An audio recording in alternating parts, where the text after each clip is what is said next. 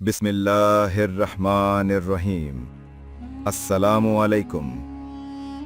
रात की खामोशी में एक अजीब सी लर्जिश थी। सुल्तान शहाबुद्दीन गौरी अपने थके हुए लश्कर के दरमियान खड़े थे, चेहरों पर गर्द, दिलों में खौफ, और सामने वो दुश्मन जो अपनी बेपनाह तादाद पर नाज करता था।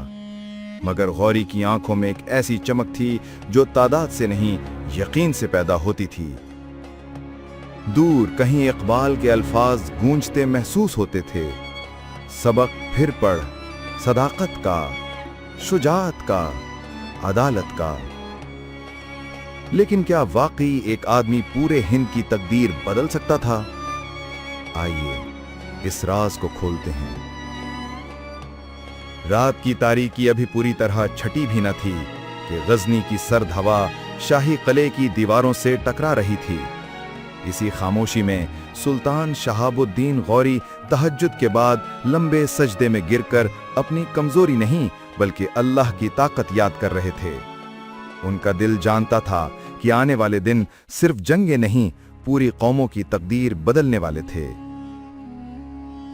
सुल्तान गौरी की जिंदगी आसाइशों से नहीं, मुसलसल जिहाद और कुर्बानियों से भरी हुई थी। वो ना शाहाना लिबास पहनते, ना ही महलाती आराम के आशिक थे।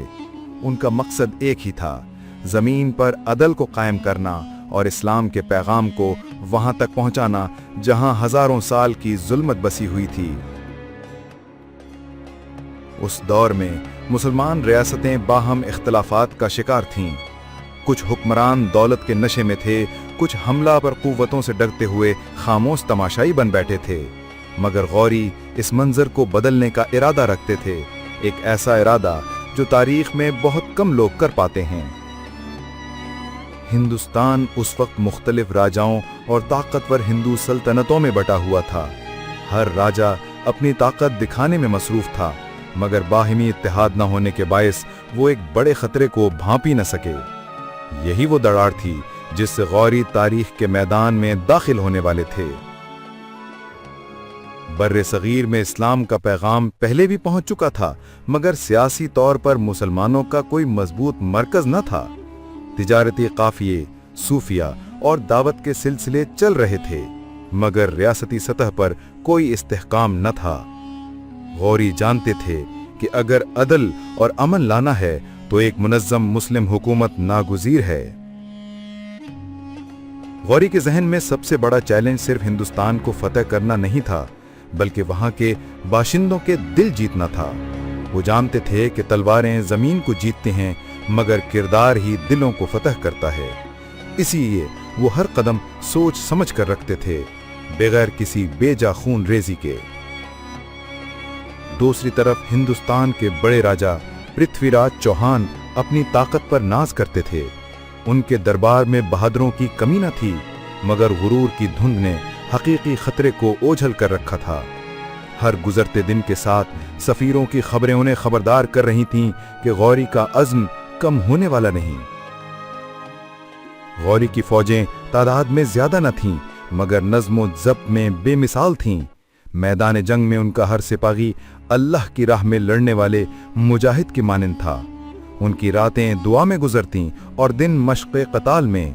यही वो रूहानी ताकत थी जिसने बड़े बड़े लश्करों को शिकस्त दी। रास्ते सख्त, सफर तवील और मौसम शदीद था। काफले रेत के तूफानों में दबे जाते, सिपाही कभी पानी की कमी और कभी सख्त सर्दी से लड़ते, मगर हर मुश्किल उन्हें मजीद मजबूत करती, जैसे लोहा आग में तपकर खालिस होता है। मशरकी सरहदों से मुसलसल खबरें आ रही थीं कि हिंदुस्तान के राजा किसी बड़ी जंग की तैयारी में हैं। जासूस बता रहे थे कि उनके महलात में साजिशें पक रही हैं और बड़े राजे आपस में इत्तेहाद बनाने की कोशिश कर रहे हैं। मगर गौरी जानते थे कि अल्लाह की मदद के बगैर कोई बड़ी कामयाबी मुमकिन नहीं।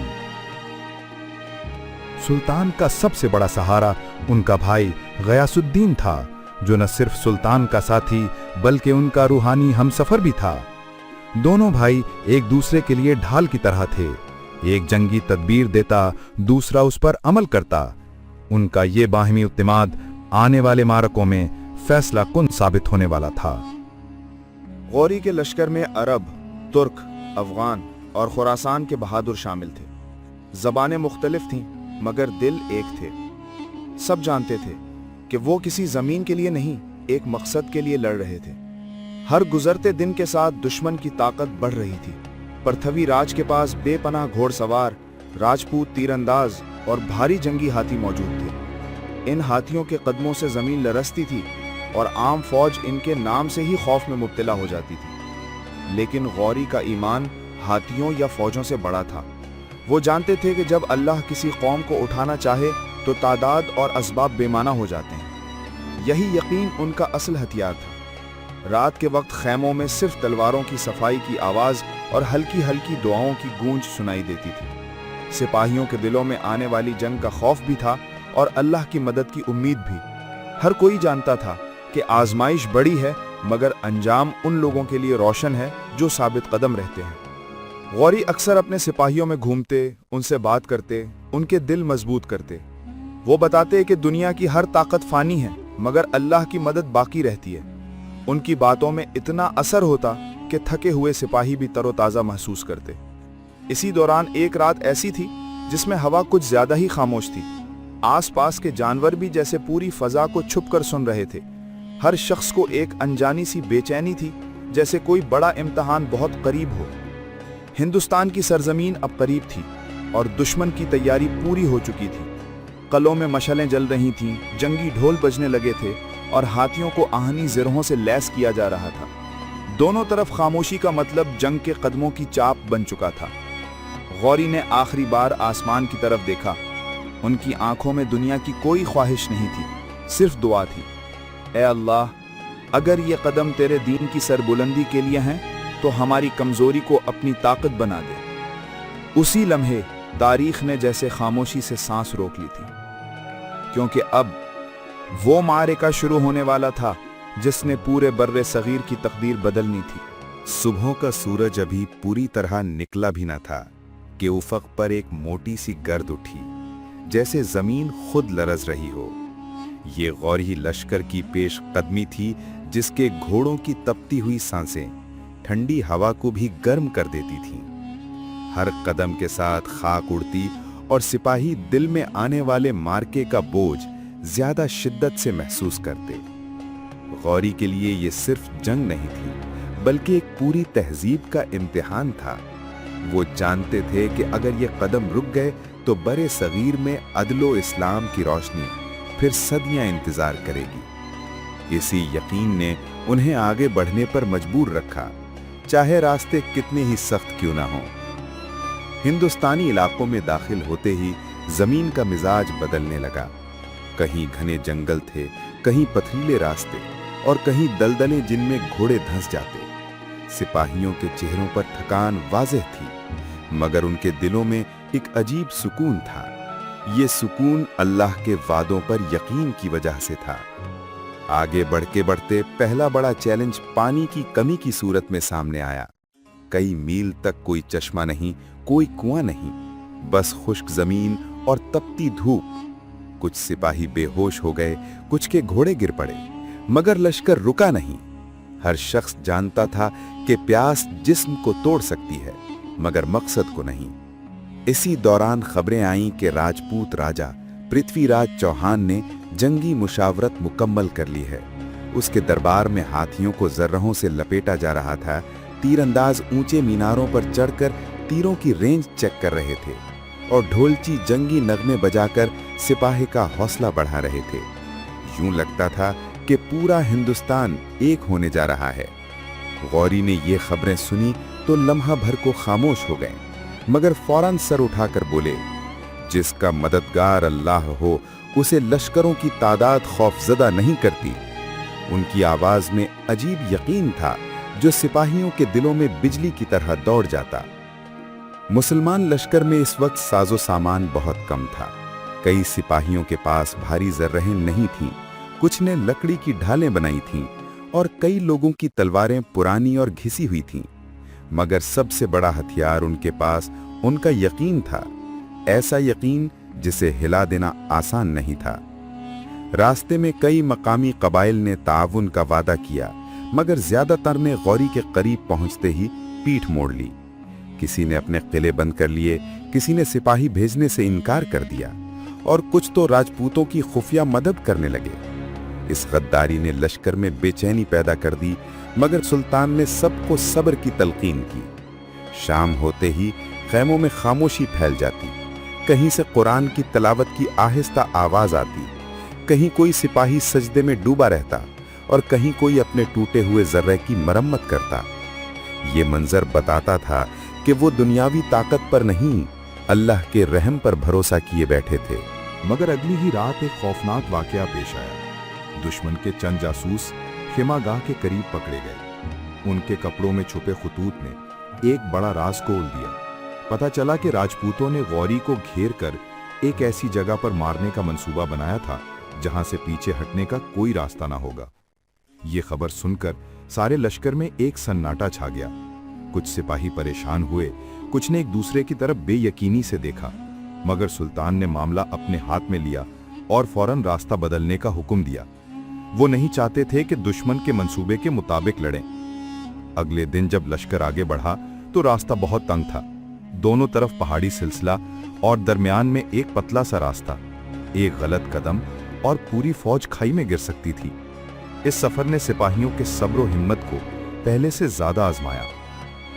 पहाड़ियों के दरमियान चलते चलते सिपाहियों के घोड़े हाँफने लगे।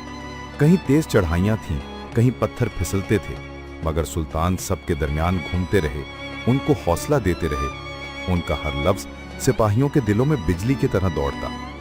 रास्ते में ही सुल्तान गौरी को इत्तला मिली कि दुश्मन ने अपनी फौजों को मुख्तलिफ हिस्सों में तकसीम करके अहम रास्तों पर तैनात कर दिया है। यूं लगता था कि राजपूतों ने पूरे खित्ते को एक बड़े जाल में बदल दिया था। हर गांव, हर जंगल, हर पहाड़ी में उनके गश्त बढ़ा दिए गए थे। जैसे जैसे मुसलमान आगे बढ़ते, दुश्मन की मौजूदगी महसूस होती रहती। कभी दूर से जंगी ढोल की आवाज आती, कभी किसी ऊंचे किले से आग के शोले उठते जो पैगाम रसानी के लिए जलाए जाते। हर लम्हा लगता कि दुश्मन उन्हें घेरने वाला है। एक रात खेमागाह के करीब घोड़ों के भाग दौड़ की आवाज आई। सिपाही घबराकर बाहर निकले तो देखा कि चंद दुश्मन सवार हमला करने की कोशिश में थे। मुसलमान तेजी से संभले और उन्हें पीछे धकेल दिया, मगर इस वाक़े ने सबकी नींदें उड़ा दी। जंग अब दरवाजे पर खड़ी थी। जैसे जैसे लश्कर मैदाने तराइन के करीब पहुंचा, सिपाहियों पर जिम्मेदारी का एहसास और भी बढ़ गया। यहाँ की जमीन खुली और फराख थी, एक ऐसा मैदान जो बड़े लश्करों के टकराव के लिए मौजू था। गौरी जानते थे कि यही वो मकाम है जहां फैसला होना है। दुश्मन की फौज की तादाद सुनकर हर शख्स हैरान रह गया। 20,000 घोड़सवार, 40,000 पैदल फौज, सैकड़ों जंगी हाथी, ऐसा लश्कर जिसके कदमों से धरती हिलती थी। मगर मुसलमानों की तादाद इसका शायद चौथाई भी नहीं थी। लश्कर की कमजोरियों के बावजूद गौरी ने अपनी सफ़ें इस हिकमत से तरतीब दी कि सिपाहियों को भी हैरत हुई। आगे हल्के सवार, फिर तीरंदाज, फिर मरकजी लश्कर और सबसे पीछे तेज रफ्तार दस्ते, जिन्हें गौरी आखिरी लम्हे कारगर साबित करना चाहते थे। उनकी आंखों में यकीन था कि हिकमत गुरूर से ज्यादा मजबूत हथियार है। रात को जब सब सो गए, गौरी तन्हा एक पहाड़ी टीले पर चढ़ गए। आसमान पर हल्के बादलों की तह थी और हवा में एक अजीब खामोशी।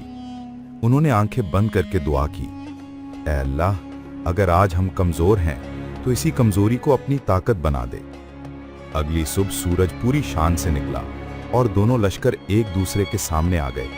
मुसलमान सफ़ें सीधी कर रहे थे, घोड़े हिनहिना रहे थे और हथियारों की चमक सूरज की रोशनी में आंखें चिंधियाती थी। हर सिपाही महसूस कर रहा था कि आज का दिन तारीख में लिखा जाएगा। दुश्मन का लश्कर सामने था, हजारों राजपूत सिपाही, भारी जिरहों में लिपटे हाथी, और उनके पीछे पृथ्वीराज चौहान अपनी सल्तनत के गुरूर के साथ खड़ा था। उसके सिपाही नारे बुलंद कर रहे थे, ढोल बज रहे थे और पूरी वादी में जंगी शोर गूंजने लगा। मुसलमानों के दिल थोड़ा लर्जे, मगर फौरन संभल गए। सफों के पीछे से कुरान की तलावत की आवाज आई और कुछ सिपाही आंसुओं के साथ जिक्र करने लगे। ये वो कैफियत थी जहां खौफ भी था और ईमान भी। दुश्मन की पहली पेशकदमी इतनी शदीद थी कि जमीन जैसे कांप उठी। हाथियों ने आगे बढ़कर धाड़े मारी, तीरंदाजी का तूफान आया और घोड़सवारों ने भिपरे हुए बगुलों की तरह हमला किया।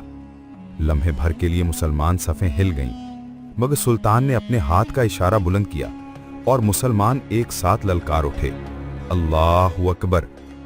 ये नारा ऐसा था कि दुश्मन के सीनों में लर्जा तारी हो गया। जंग का आगाज हो चुका था और अब तारीख की सबसे सनसनीखेज घड़ी आने वाली थी, क्योंकि अभी वो लम्हा बाकी था जिसने पूरे बर्रे सगीर का नक्शा बदल देना था। रात का अंधेरा अभी पूरा फैला भी नहीं था कि तराइन के दूर दराज मैदानों में घोड़ों की धीमी टापें सुनाई देने लगी। हवा में नमी थी, रेत पर ओस गिरी हुई थी और सुबह की ठंडी सांसें आने वाले तूफान का ऐलान कर रही थीं। इस पुरसुकून लम्हे में भी एक अजीब सा दबाव महसूस होता था, जैसे जमीन खुद आने वाली फैसलाकुन घड़ी के इंतजार में कांप रही हो। सुल्तान शहाबुद्दीन गौरी अपने खेमे के बाहर खड़े उफक को घूर रहे थे। उनकी आंखों में नींद का शायबा तक न था। शिकस्त का वो दाग जो पहले तराइन में पड़ा था, आज उनकी रूह में जलते हुए चिराग की तरह रोशन था। ये सिर्फ एक जंग नहीं थी, ये सुल्तान के लिए इज्जत का सवाल, अना का इम्तिहान और इस्लाम के झंडे का मुस्तकबिल था। दूसरी जानिब पृथ्वीराज चौहान का लश्कर रात ही से तैयार खड़ा था। हजारों हाथी, टनों वजनी जिरहें, ढात के जंगी ढोल और तीरों की बारिश करने वाले सैकड़ों कमानदार। उनकी पहली फतह ने उनके दिलों में तकब्बुर भर दिया था।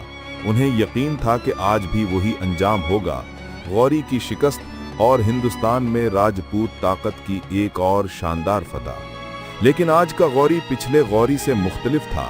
रात भर वो अपने जर्नेलों के साथ खुफिया हिकमत अमली तय करते रहे। इस बार न सीधा हमला होगा, न सीधा मुकाबला। इस बार दिमाग लड़ेगा, सब्र लड़ेगा और वक्त के धारे को मोड़ने वाली तदबीर लड़ेगी। हिंदुस्तान की तारीख आज अपनी एक नई शक्ल देखने वाली थी। सुबह की अजान जैसे ही फिजा में गूंजी, खेमों के अंदर से सिपाही वुजू के लिए निकल आए। सर्द मौसम में पानी की ठंड ने उनके हाथों को जमूद में बदल दिया, मगर दिलों में ईमान की हरारत बढ़ती चली गई। एक एक सिपाही ने सजदे में गिरकर रब से मदद मांगी और हर जबान पर एक ही दुआ थी, या अल्लाह आज हमें सुरखरू फरमा। जब सूरज तुलू हुआ तो घोड़ों की टापों ने मैदान को लर्जा दिया। गौरी फौज तीर अंदाजों के पीछे मुनज्जम कितारों में खड़ी हुई। हवा में गर्द उड़ने लगी। सिपाहियों की जिरहें सूरज की रोशनी में चमक रही थीं और हर चेहरे पर वो संजीदगी थी जो सिर्फ मौत से पहले के लम्हात में नजर आती है। पृथ्वीराज ने जंग शुरू करने का हुक्म दिया। सबसे आगे हाथियों की दीवार, एक ऐसी ताकत जिसे तोड़ना हर वक्त मुश्किल होता था। ढोल गरजने लगे, सींग बजने लगे और राजपूत लश्कर एक सबकत भरे नारे के साथ आगे बढ़ा। जमीन उनके कदमों के नीचे कड़कने लगी। धूल ने आसमान को स्याह कर दिया। गौरी ने सब्र का हुक्म दिया। कोई हरकत नहीं, कोई जल्दी नहीं, कोई जवाबी हमला नहीं। सिपाहियों के दिल धड़क रहे थे, घोड़े बेचैन होकर सूंडे फेंक रहे थे, मगर गौरी बेहद खामोश थे, जैसे पूरी तारीख उनके इशारे का इंतजार कर रही हो। पृथ्वीराज के हाथी जब गौरी सफों के करीब पहुंचे, सुल्तान ने पहला हुक्म दिया, तीरंदाज तैयार। दर्जनों कतारों में खड़े तीरंदाजों ने एक साथ कमानें खींची। आसमान में एक स्याह लकीर नमूदार हुई।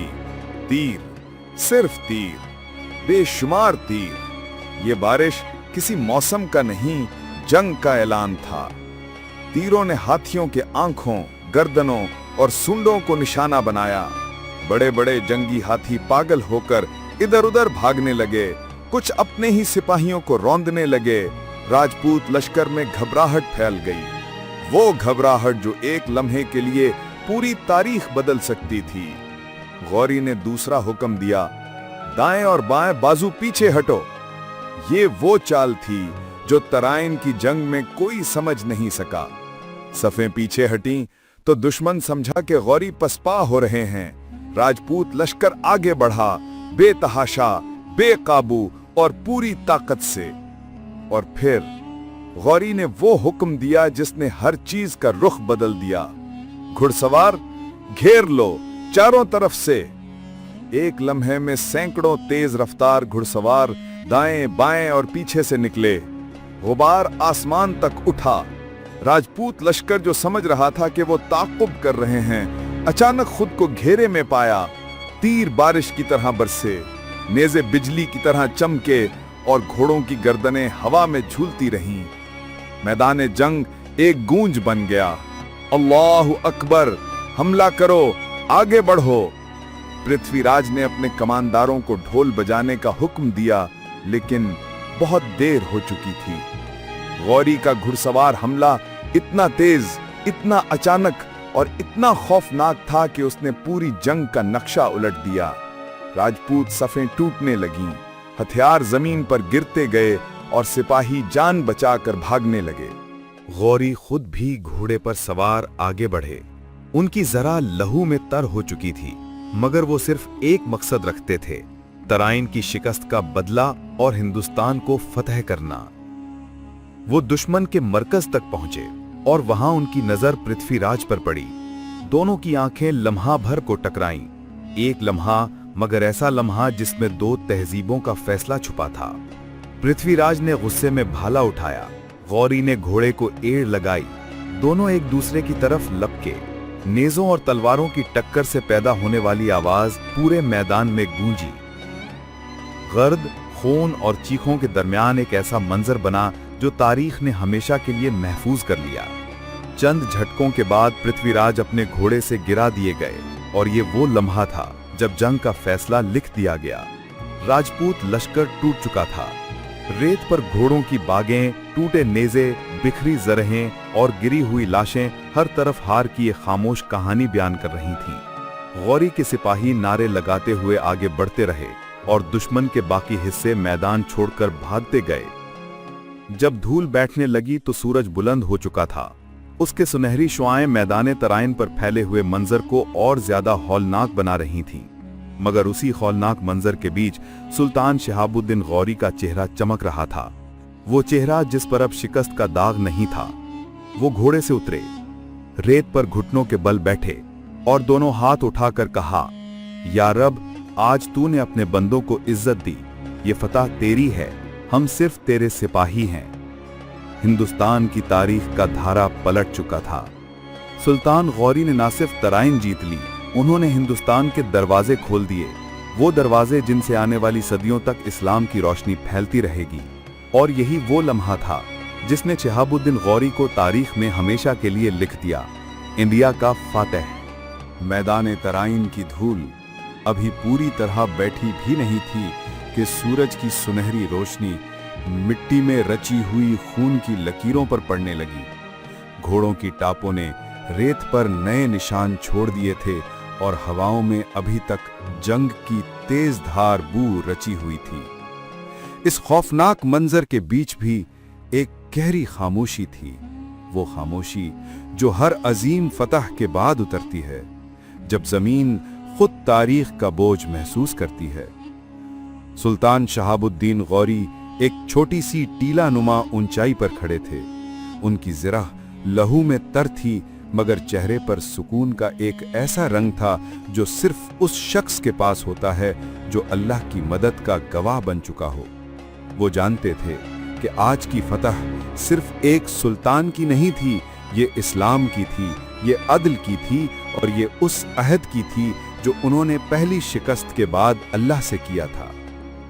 अगर तूने मुझे एक बार फिर मौका दिया तो मैं साबित कर दिखाऊंगा कि ईमान कभी शिकस्त नहीं खाता। नीचे मैदान में जख्मी सिपाही करा रहे थे, कुछ आखिरी सांसें ले रहे थे, कुछ अपने शुहदा की लाशों के पास सजदे में गरिया कर रहे थे। गौरी के सिपाहियों के चेहरों पर थकन भी थी और तशक्कुर भी, मगर इन सब से बढ़कर एक एहसास था, अल्लाह की मदद का एहसास। वो मदद जो इंसान की कमजोरी के लम्हे आती है और दुनिया को हैरान कर देती है। गौरी सिपाहियों ने अपने शुहदा को इकट्ठा करना शुरू किया।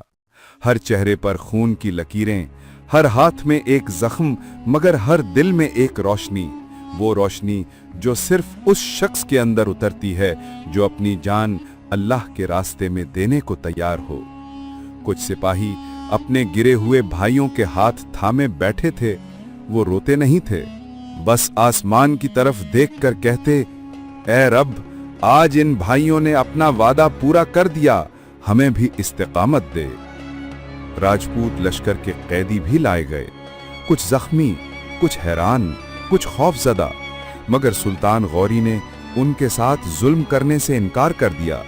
انہوں نے انہیں پانی پلایا، مرہم لگوایا اور فرمایا، ہم ظلم کے لیے نہیں آئے، ہم عدل کے لیے آئے ہیں۔ یہی وہ لمحہ تھا جب پہلی بار ہندوستان نے اسلام کی اصل روح دیکھی، الفت، رحم اور قانون کی برابری۔ جب سلطان اپنی فوج کے ساتھ آگے بڑھے تو میدان کی ریت ان کے قدموں کے نیچے سرکتا ہوا ایک نیا پیغام لکھ رہی تھی۔ جنگ ختم ہو گئی تھی، مگر ایک پوری تہذیب کی بنیاد اب رکھنی تھی۔ ہندوستان کا مستقبل ایک نئے راستے پر کھڑا ہو چکا تھا۔ ترائن کی فتح محض ایک جنگ کا انجام نہیں تھا، یہ پورے خطے کے سیاسی نقشے کی تبدیلی تھی۔ اس فتح نے راجپوت طاقت کا غرور توڑ دیا اور اسلامی حکومت کے دروازے کھول دیے، دہلی کو مستقبل کا مرکز بنا دیا۔ یہ وہ لمحہ تھا جو آنے والے سلطانوں قطب الدین ایبک، شمس الدین التمش، غیاث الدین بلبن کے دور کی بنیاد بن گیا۔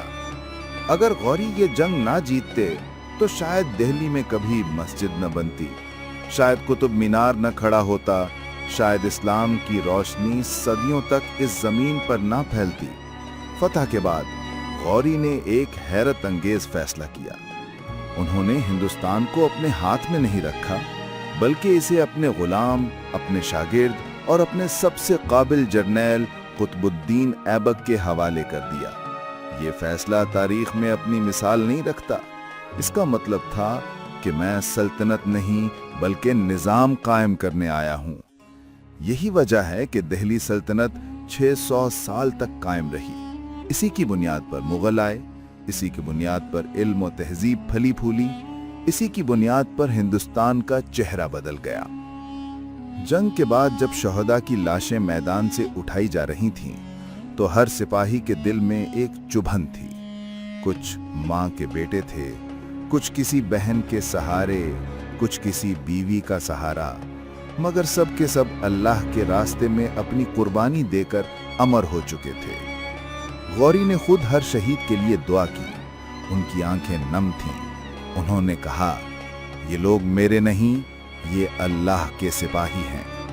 شہداء کے والدین، بہن، بھائی اور اہل خانہ جب لاشیں وصول کرنے آئے تو سلطان نے ان کے سامنے کھڑے ہو کر کہا، تمہارے بیٹے نے اسلام کی پہچان کا پرچم بلند کیا ہے۔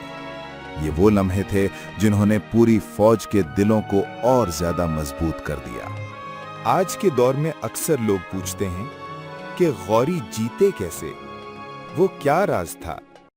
تاریخ گواہ ہے، وہ تعداد میں کم تھے، ہتھیار کمزور تھے، دشمن زیادہ منظم تھا، مگر ان کے پاس وہ قوت تھی جو دشمن کے پاس نہیں تھی۔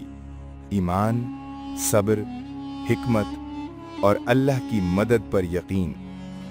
قرآن اسی بارے میں کہتا ہے کہ کئی بار ایسا ہوا کہ ایک چھوٹی جماعت نے اللہ کے حکم سے ایک بڑی جماعت کو شکست دی۔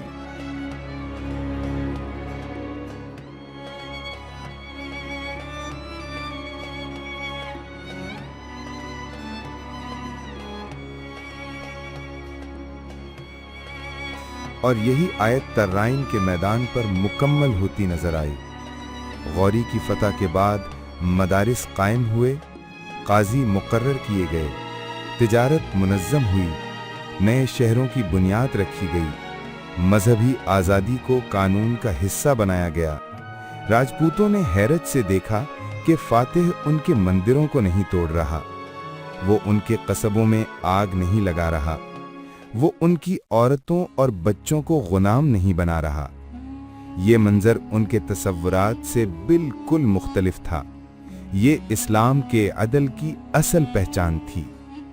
نگاہ بلند، سخن دل نواز، جان پرسوز، یہی ہے رختے سفر میر کارواں کے لیے۔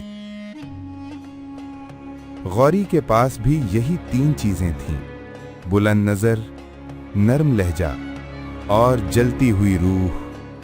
और इन्हीं 3 चीजों ने हिंदुस्तान का चेहरा बदल दिया। ये फतह सिर्फ सियासी न थी, ये रूहानी थी। लोगों ने देखा, ये लोग जुल्म नहीं करते, ये इंसाफ करते हैं, ये इज्जत देते हैं। और यही वो लम्हा था जहां से सूफिया का सफर शुरू हुआ। ख्वाजा गरीब नवाज, ख्वाजा कुतुबुद्दीन बख्तियार काकी, बाबा फरीद, निजामुद्दीन औलिया, इन मुक़द्दस हस्तियों ने वो मोहब्बत फैलाई जिसने लाखों दिलों को इस्लाम की तरफ खींच लिया। और ये सब मुमकिन हुआ क्योंकि सुल्तान गौरी ने तराइन में दरवाज़ा खोल दिया था। ये वाक़या सिर्फ तारीख नहीं, ये आज के दौर के लिए भी आईना है। जब हम इकट्ठे होते हैं तो फतुहात मिलती हैं, जब हम तकसीम होते हैं तो शिकस्तें मिलती हैं, जब हम हिकमत को छोड़ देते हैं तो ताकत बेमायने हो जाती है, जब हम ईमान पकड़ लेते हैं तो दुनिया की बड़ी ताकतें भी रेत की तरह बिखर जाती हैं। इकबाल ने इसी हकीकत को यूं बयान किया, अफराद के हाथों में है अक़वाम की तकदीर, हर फर्द है मिल्लत के मुक़द्दर का सितारा। गौरी की फौज में हर फर्द एक सितारा था, इसीलिए वो कामयाब हुए। ऐ अल्लाह, हमें भी वही सब्र दे जो गौरी के सिपाहियों के पास था, वही हिकमत दे जो सुल्तान के दिल में थी, वही यकीन दे जो शुहदा की आंखों में था, और वही इत्तिहाद दे जो फतुहात का दरवाजा खोल देता है। आमीन या रब्बल आलमीन। आपके ख्याल में इस वाक़े का सबसे बड़ा सबक क्या है? क्या ये ईमान था, इत्तिहाद, या वो हिकमत जिसने पूरी तारीख बदल दी? नीचे कमेंट्स में अपनी राय जरूर लिखें। अगर ये कहानी आपके दिल को लगी हो तो लाइक, शेयर और सब्सक्राइब जरूर करें ताकि ऐसी मजीद इस्लामी तारीख की सिनेमाई कहानियां आप तक पहुंचती रहें।